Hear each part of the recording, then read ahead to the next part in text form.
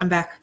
So I have one more idea to share with you. I don't know if you know Melissa Feetsum or about her. So when I started 3 years ago, I spent hours on YouTube watching her YouTube videos, just understanding different ways to do parties and scripts and whatever. And she had a YouTube about purse game. So you can buy these little purses. I think they're like $2 a piece that they end up costing. And I can share the link of where I get them if you're interested. And I use them sometimes, not always, but I used them this week. Again, haven't done home parties in a while. So it was fun to get these back out. Let me explain a little bit about them, and then I'll tell you a couple of ways that you can use them. So I have purses. Let's say I bring 10 of these to a party. 6 of them they all have slips in them. 6 of them have this, which is book a party and earn your own rewards. Well, if I took 10, then only 5 would. So half the purses are going to have this. It must be getting late because I'm not with it today. And then the other half are going to be incentives. So that could be grab bag. I always like to do a % off and not $1 off. So I do 10% off of a product because your commission's 25%. So if you give them 10% off of a product, you still have 15 left. 10% off their whole order is like a big one that I'll do. 15% off of a product. Free shipping. I won't do it if it's direct ship, but I will do it as long as it's being shipped to the hostess because, again, it's 8% of the order. You can do nail file, key. I don't like to do key fobs either because they're $5. But if you bought some in Marketplace, maybe you could do it that way because they're only like $3 something.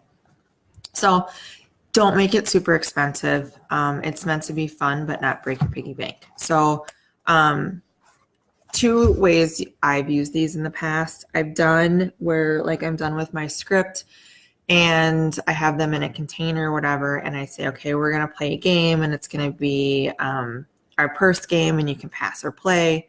I explain what's in the purses. I let them keep the purses. I didn't for a while, but then I realized they really want the purses. Like, I think they want the purses more than anything. It's very strange, but they are cute. And so I let them have the purses. I explain there are book of parties in there. There's also a chance to win something off their order or a free product. And then I go around the room and I just say, do you want to pass or play? They want to play, they get to pick a purse and they get to see what's in it, or they can pass. Totally not a big deal. So I've done it that way. What I did on this week was a little different and I actually liked it better. So I always have like a checkout area, wherever it may be, where I have people kind of come up to me and we check them out and I help them with their order form and we make sure that they've added all the specials that they want. But that's when I typically talk about, are they interested in booking a party? Are they interested in joining the opportunity? Would they like more information? So those are the questions that I do during my checkout. But then I used the decor close to home box and I had them all filled with purses. And I said, okay, let's talk about these purses. And by then they're already like looking at them and touching them and like, what are these? And so I said, these are my purses. If you would like, you can pick one. There's book of parties in there, or there's a % off. And then I gave them the choice. And a lot of them did, and a lot of them didn't, which is totally fine.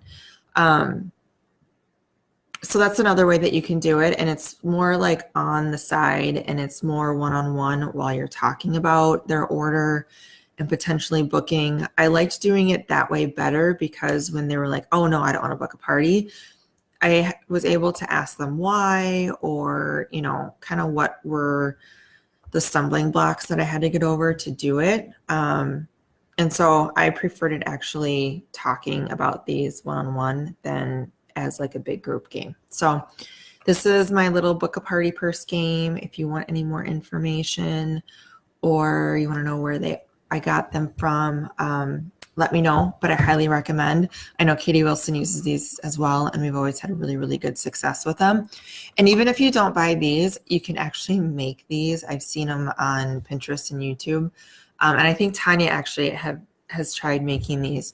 You could use old catalogs or construction paper, all kinds of little things, and make these. You could do like little fortune cookies with paper.